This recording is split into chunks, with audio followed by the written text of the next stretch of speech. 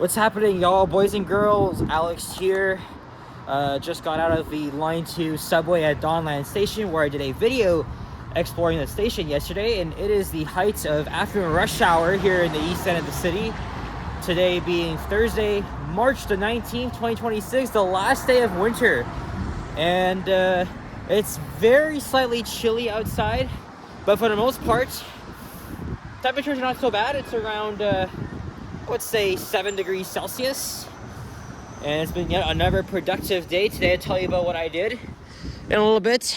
There's a staple of the Greektown district, Square Boy. I went here last year with Eddie, Yoshi, and Sapan. Awesome stuff there. Recommend you guys check it out. And for the most part, you know, Greek food is very underrated. And I absolutely love the smell of chicken souvlaki and gyros, all that good shit. And here is Jones Avenue on my left. And it's a partly sunny, cloudy day today. Not too bad outside. Let's say goodbye to winter. Tomorrow's the first day of spring. Finally. Well, even though it has been on and off cold this month, we did get a very light dusting of snow earlier this week. As you can see, all of that's gone. Okay, so I haven't filmed a walking video westbound on Danforth Avenue in a while. And I don't think I've ever made a walking video here at rush hour too. Because it is around 3:55 p.m. And after this, I need to get my ass home and dress up for dinner. I thought I was gonna have to stay down all the way down here, but that's why I went. That's why I went to the northern end of the city today, so I could be more productive. So what I did was I went to Leslie Station. I made a video exploring the station, and then I made a video on the 151 Leslie North bus, and then the 925 Don Mills Express bus to Don Valley Station, and then I took the 100B Flemington Park bus to Broadview Station. So it was literally 5 minutes ago I actually just got off the bus. And then I ran down to the subway platform. Train was right there. Oh, there's the community office for the Ontario line. You're going to see the construction happening in a moment. But that means we'll have to cross to the other side at Woodycrest Avenue. Again, Greektown is really well known for its amazing Greek restaurants and businesses. This is this is like the most populous stretch of the Danforth, and I love it so much. Because it always has this very interesting cultural vibe. And like I said, Greek food is very underrated. And I guess this area really sets the tone for, you know, Greek culture here in the city. There's the Greece flag. And also, the Danforth is well known for its its annual Taste of the Danforth Festival, which is one of my all-time favorite street festivals in the city. I've been going there ever since I was 8. I just mentioned Jones Avenue. What am I saying? I'm rambling so much here about our city's culture. But anyway, 2020, 2021 were the COVID years, so obviously that didn't happen. It came back in 2023, and then last year, the year before, it did not make a return because of the financial constraints and other stuff.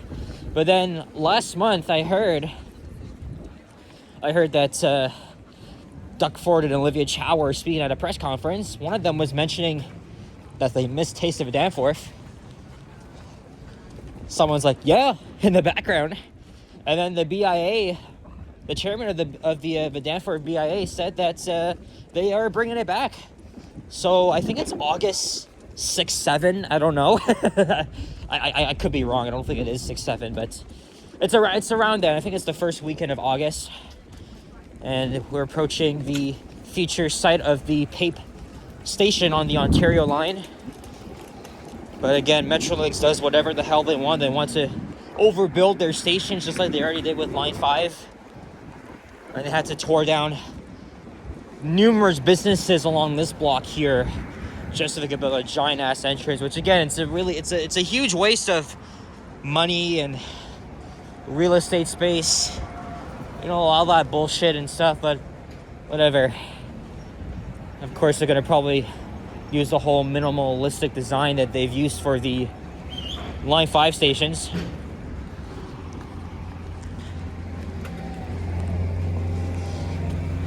Yeah, not a bad day outside. Thankfully, it's not cold.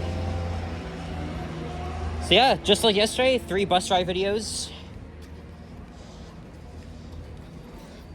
And it's a good thing I made this video at the last second, because that was the only option I had. I was already at the Danforth anyway. I mean, I might as well make a video, but instead of going east, I wanted to go west instead, since, you know, I haven't actually done that before.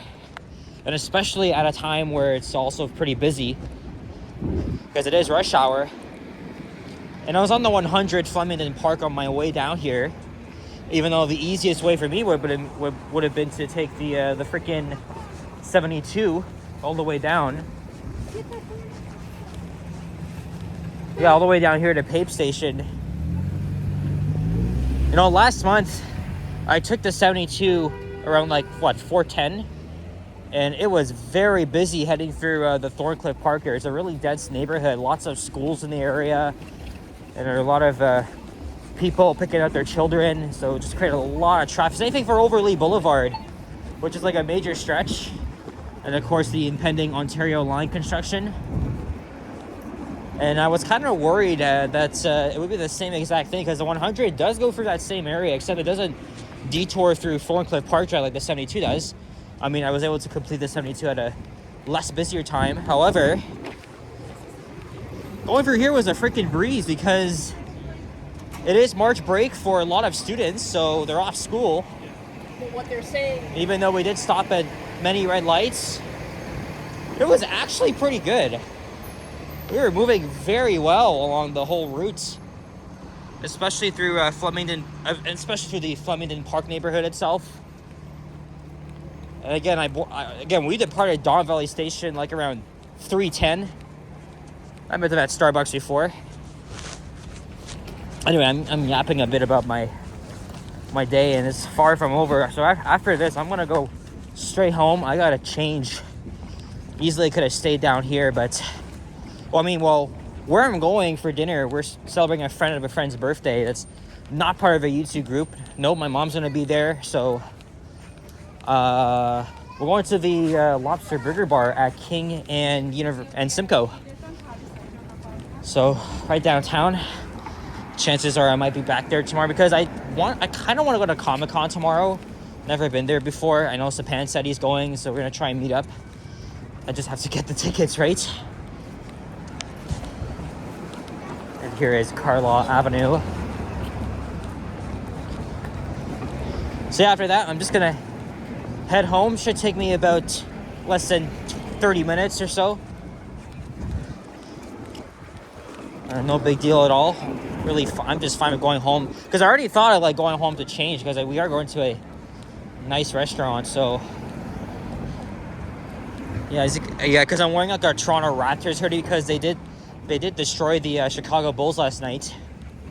And of course the old school cap right here during the old days of Vince Carter and the beginnings of this team. Hey, there's a fox in the fiddle.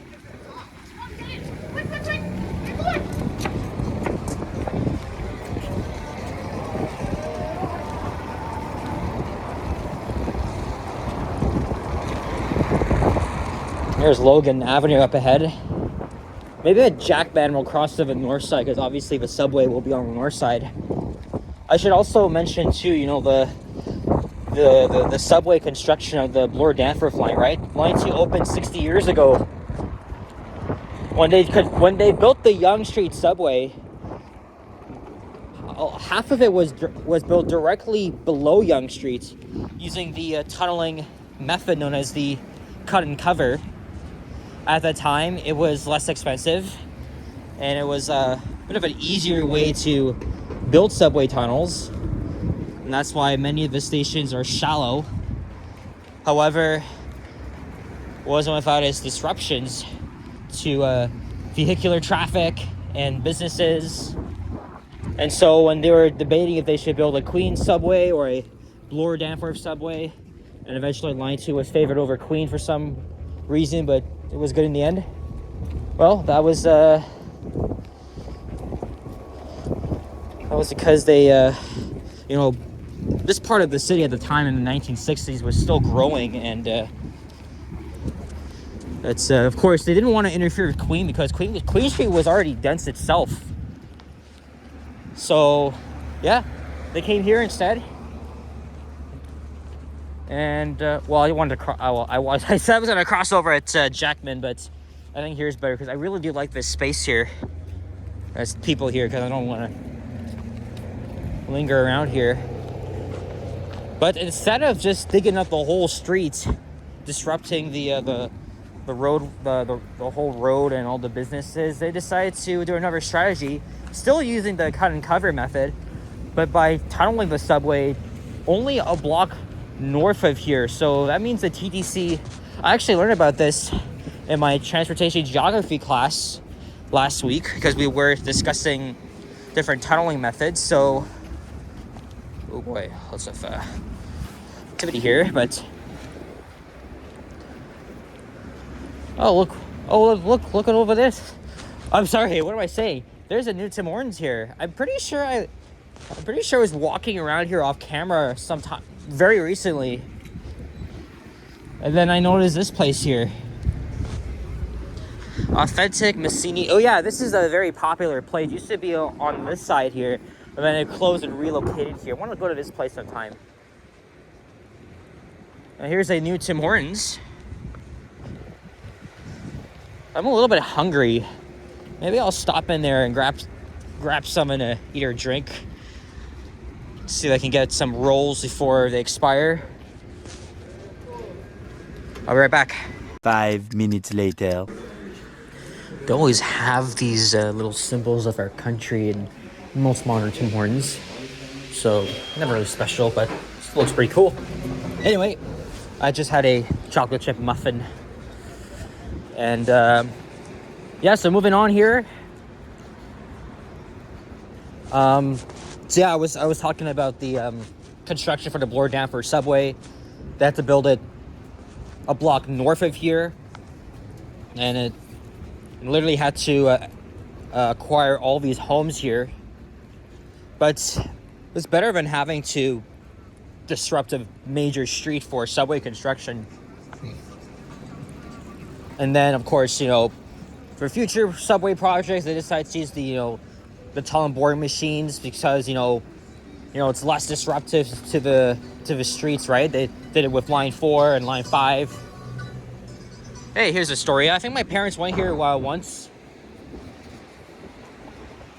at Chester Avenue, where one of the least used subway stations is right over there. Same name, Chester. Of course, Bazarian is the least used. But then I'll have to see the list of the least used subway stations. Chester is definitely on the list because it doesn't connect with any bus routes. It serves of course, the Plater Estates neighborhood.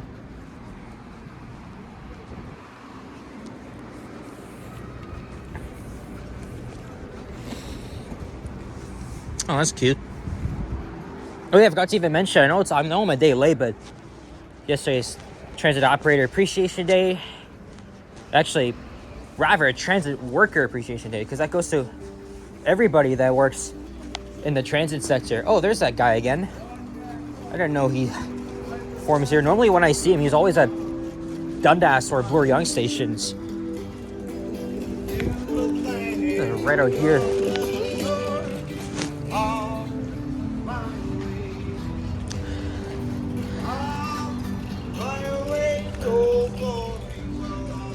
Yeah, I see this guy all the time. Oh, look. A movie set. Well, I know what happened last time when I was walking along College Street. I'm going to pause this right now. And, yeah. It's just to avoid conflict. Right here at this church.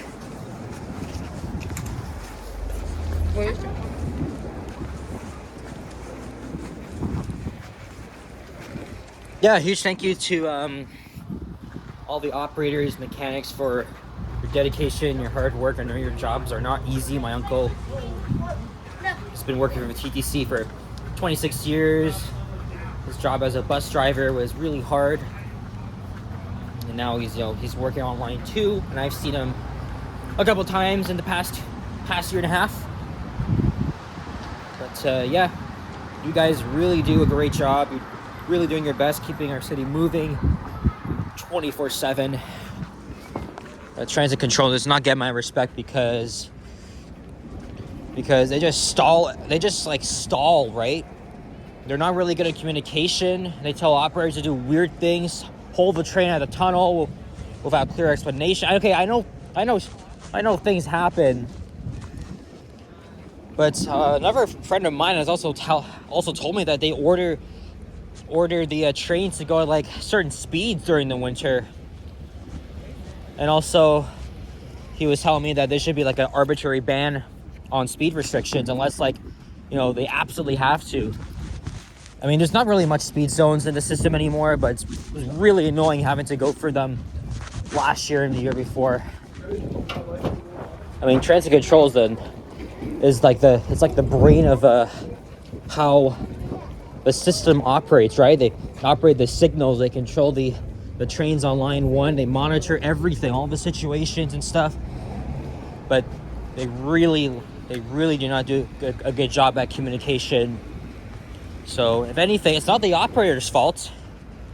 It's not, I mean, they're doing their best. It's those guys at transit control, the front office, the whatever. I'm not gonna get into that. It's a complicated thing, but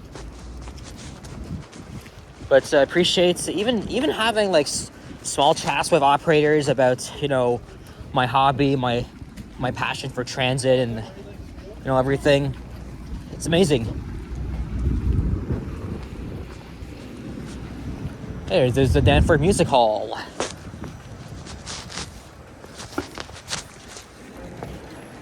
Oh, Johnny's often talked about these two places here, Zed 80 and Factory Girl. Well, it looks like it's getting cloudier.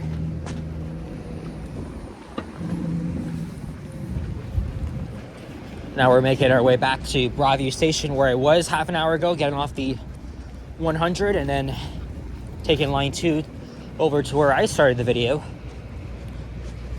Oh, look at that cute puppy. Snow White. Wow. I haven't seen an all-white dog in a while.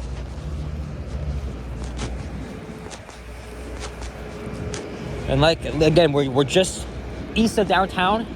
So there's the Bloor Viaduct that goes over the Don Valley. So on the other side of that is downtown. Other than that, I always enjoy walking through this area, seeing the vibes, all the different shops and stores and everything here. Really glad Taste of Danforth is coming back. It'll be very good for all these businesses to, promote themselves, and, we'll get them some support locally and stuff like that. So, yeah, I can't wait for August.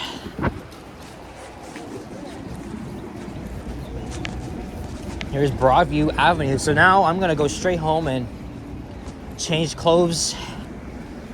Should take me about, like I said, it takes an average 25 to 30 minutes to get home from here. So I'm just gonna take line 2 to St. George and line 1 to Glencairn.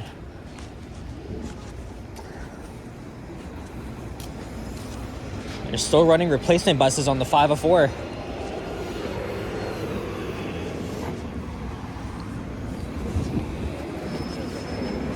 Alright, that's it. So guys, thank you very much for watching. And if you enjoyed this video, leave a like, comment, and subscribe if you haven't already. Stay tuned for more videos. Check out my others as well. I'll see you guys on the next one. Take care, adios, and peace out. I gotta get home now. Bye-bye.